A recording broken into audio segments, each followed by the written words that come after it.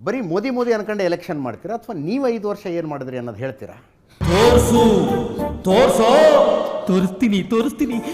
ನಾನು MP ಆದ ತಕ್ಷಣದಲ್ಲಿ ನಮಗೆ ಬಂದಂಥ ಫಸ್ಟ್ ಚಾಲೆಂಜು ಅಂತಂದರೆ ಕೋವಿಡ್. ಅಯ್ಯಯ್ಯೋ, 100 ಬೆಡ್ಗಳ ಆಕ್ಸಿಜನ್ ಬೆಡ್ಗಳ ಕೊರತೆ ಇವತ್ತು ಇಡೀ ದೇಶದಲ್ಲಿತ್ತು, ನಮ್ಮೂರಲ್ಲಿತ್ತು. ಶುಕ್ಲಾಚಾರ್ಯ, ನಮ್ಮ ಕಥೆ ಎಲ್ಲ ಮುಗಿದೋಯ್ತು. ಸಿಟಿಯಿಂದ ಡಾಕ್ಟರ್ಗಳು ಬಂದ್ಬಿಟ್ಟಿದ್ದಾರೆ. ಇನ್ನು ನಮ್ಮ ಆಸ್ಪತ್ರೆ ಮುಚ್ಕೊಂಡು ಬೀದಿ ಬೀದಿಲಿ ಭಿಕ್ಷೆ ಬೇಡಬೇಕಾಗತ್ತಷ್ಟೇ. ನಮ್ಮ ಕ್ಷೇತ್ರದಲ್ಲಿ 4 ಪಾಳು ಬಿದ್ದಂಥ ಆಸ್ಪತ್ರೆಗಳನ್ನು 30 ದಿವಸದಲ್ಲಿ ಅದನ್ನು ಸರಿ ಮಾಡಿ ಆ ಆಸ್ಪತ್ರೆಗಳಿಗೆ ಆಕ್ಸಿಜನ್ ಬೆಡ್ಗಳನ್ನು ಹಾಕಿಸಿ ICU ಬೆಡ್ಗಳನ್ನು ತರಿಸಿ 360 ಹೊಸ ಆಕ್ಸಿಜನ್ ಬೆಡ್ಗಳನ್ನು 30 ದಿವಸದಲ್ಲಿ ಸೃಷ್ಟಿ ಮಾಡಿದ್ದು ಆ ಟೈಮ್ನಲ್ಲಿ ನಾ ಕೆಲಸ ಮಾಡಿರುವಂಥದ್ದು.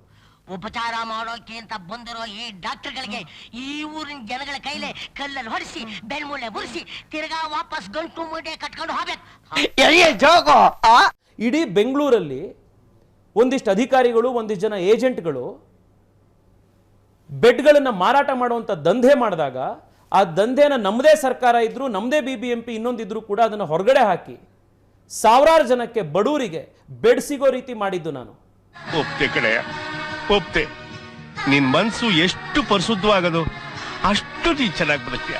ಕೋವಿಡ್ ನಂತರದಲ್ಲಿ ನಮ್ಮ ಕ್ಷೇತ್ರದಲ್ಲಿ ಬಹಳ ದೊಡ್ಡ ಸಂಖ್ಯೆಯಲ್ಲಿ ಬಡ ಜನ ಇದ್ದಾರೆ, ವಯಸ್ಸಾದವರು ಇದ್ದಾರೆ ಅಂತ ಹೇಳಿ 14 ಇದ್ದಂಥ ಜನೌಷಧಿ ಕೇಂದ್ರವನ್ನ 132 ಜನೌಷಧಿ ಕೇಂದ್ರಕ್ಕೆ ಏರಿಸಿ ಪ್ರತಿ ವಾರ್ಡಿಗೂ 2 ಜನೌಷಧಿ ಕೇಂದ್ರ ಇರೋ ರೀತಿ ಮಾಡಿದ್ದು ಕಳೆದ 5 ವರ್ಷದಲ್ಲಿ ನಾನು.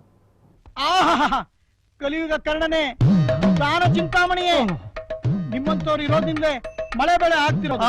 ನಿಮ್ಮಂತವ್ರು 100 ವರ್ಷ ಕಾಲ ಬದುಕ್ಬೇಕು ಸ್ವಾಮಿ. ಬೆಂಗಳೂರಿಗೆ 30 ವರ್ಷದಿಂದ ಸಬರ್ಬನ್ ರೈಲ್ ಬೇಕು ಅನ್ನುವಂಥ ಒಂದು ಡಿಮ್ಯಾಂಡ್ ಇತ್ತು.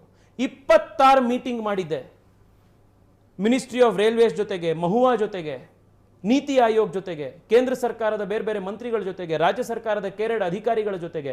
30 ವರ್ಷದಲ್ಲಿ ಆಗದಲ್ಲೇ ಇರುವಂಥ ಸಬರ್ಬನ್ ರೈಲು ಇವತ್ತು ಬೆಂಗಳೂರಿಗೆ ಅಪ್ರೂವ್ ಆಗಿರೋದು ಕಳೆದ 5 ವರ್ಷದಲ್ಲಿ. ಯಾರು ಮಾಡಕ್ ಸಾಧ್ಯ ಆಗಲ್ಲ. ಯಾವನ ಇದಂತಲ್ಲಿ ರಾಜ್ಯದಲ್ಲಿಲ್ಲ, ದೇಶದಲ್ಲಿಲ್ಲ. ಕಲ್ಕತ್ತಾಗ ಹೋಗಿ ಟೀಟಾಗರ್ನಲ್ಲಿ ಯಾವ ರೀತಿ ಪ್ರೊಡಕ್ಷನ್ ಆಗ್ತಾ ಇದೆ ಅನ್ನುವಂಥ ಇನ್ಸ್ಪೆಕ್ಷನ್ಗಳನ್ನು ಮಾಡಿ ಬೆಂಗಳೂರಿಗೆ ಎಲ್ಲ ರೀತಿಯಲ್ಲೂ ಕೂಡ ಮೆಟ್ರೋಗೆ 226 ಟ್ರೈನ್ಗಳು ಬೆಂಗಳೂರಿಗೆ ಕರೆಕ್ಟ್ ಟೈಮಿಗೆ ತಯಾರಾಗೋದಕ್ಕೆ ವ್ಯವಸ್ಥೆ ಮಾಡಿದ್ದು ಕಳೆದ 5 ವರ್ಷದಲ್ಲಿ ನಾನು. ನಿಮ್ಗೆ ಹೊಡಿರಿ ಚಪ್ಪಾಳೆ, ಹೊಡಿರಿ. ಇದು ನಮ್ಮ ದೇಶ ಅಂದ್ರೆ. ಬೆಂಗಳೂರಿಗೆ US ಕಾನ್ಸುಲೇಟ್ ಬರಬೇಕು ಅನ್ನುವಂಥ ಡಿಮ್ಯಾಂಡ್ ಇತ್ತು. ಎಷ್ಟು ಜನ CM ಬಂದರು, ಎಷ್ಟು ಜನ MP ಬಂದರು, ಎಷ್ಟು ಜನ ಮಿನಿಸ್ಟ್ರಿಗಳು ಬಂದರು, ಎಷ್ಟು ಜನ ಪ್ರೈಮ್ ಮಿನಿಸ್ಟರ್ಗಳು ಬಂದೋದ್ರು SM ಕೃಷ್ಣ ಅವರಿಂದ ಈ ಕಾಲದಲ್ಲಿ. ನಾವು ಬಾಯಿ ಮುಚ್ಕೊಂಡಿದ್ದೀವಿ, ನಮ್ಮನ್ನ ಕೆಣಿಗ್ಬೇಡಿ.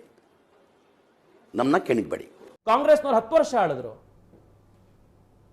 ಇವತ್ತು ಬೆಂಗಳೂರಿಗೆ US ಕಾನ್ಸುಲೇಟು ಇವತ್ತು ಬೆಂಗಳೂರಿಗೆ ಬಂದಿದ್ರೆ ಬೆಂಗಳೂರಿಗೆ ಅದು ಅಪ್ರೂವಲ್ ಆಗಿತ್ತು ಅಂದ್ರೆ ಕಳೆದ 5 ವರ್ಷದಲ್ಲಿ ನಮ್ಮೆಲ್ಲರ ಪ್ರಯತ್ನದಿಂದ ನರೇಂದ್ರ ಮೋದಿ ಸರ್ಕಾರದಿಂದ ಬಂದಿರುವಂಥದ್ದು.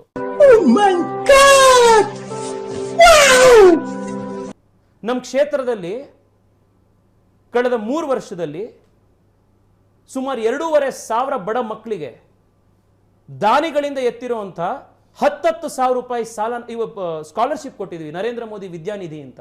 ಇದೊಳ್ಳೆ ಸರು ಹೋಯ್ತಲ್ಲ.